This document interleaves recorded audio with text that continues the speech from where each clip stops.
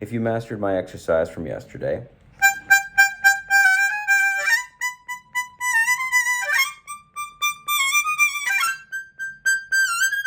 then you're ready for the next thing.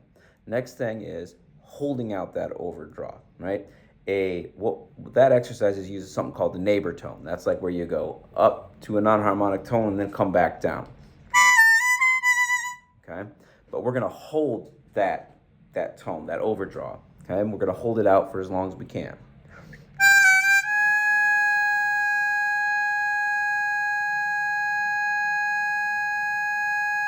No bending, no nothing, just straight tone.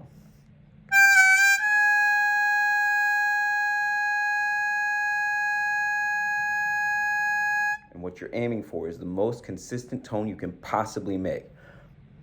I'd say a lot of overblowers, actually a lot of players on any instrument, but also on the harmonica, they struggle with developing well-supported, consistent streams of air. And I think when you're inhaling, that's even harder, right?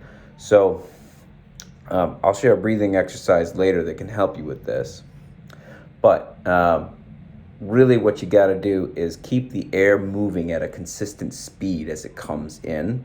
And then you've got to have some place for it to go inside you, right? So you want to empty out some of your air before you do that overdraw long tone.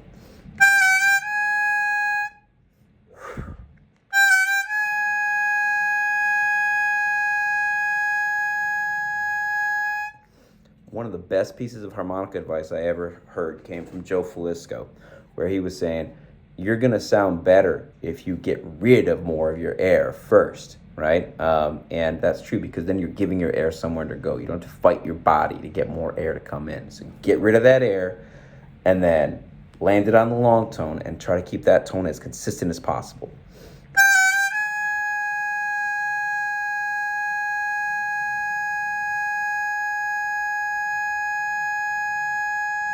Now, as you're playing that tone, you may be able to actually start to think about the inside of your mouth and what it's doing.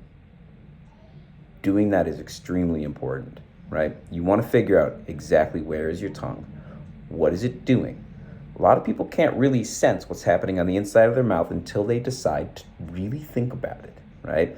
You're developing a kinesthetic awareness as you feel the air hit your tongue and cool your tongue and move over the back of your tongue and down into your throat, right? So you want to really think about that as you're playing the long tone, right? That's what you really get out of the long tone is, one, you get a test of your ability to create that consistent movement of air, and two, you have time to think about what you're doing. So you can do that on the 7 hole, then the 8 hole, then the 9 hole, then the 10 hole.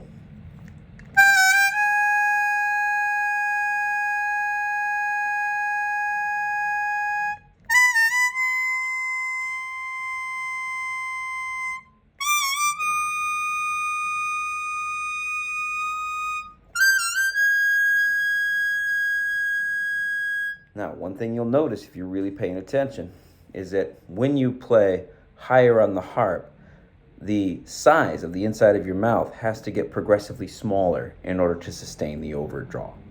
So, use this exercise to build your awareness of what's happening inside of your mouth and record yourself doing it so that you can hear what you sound like.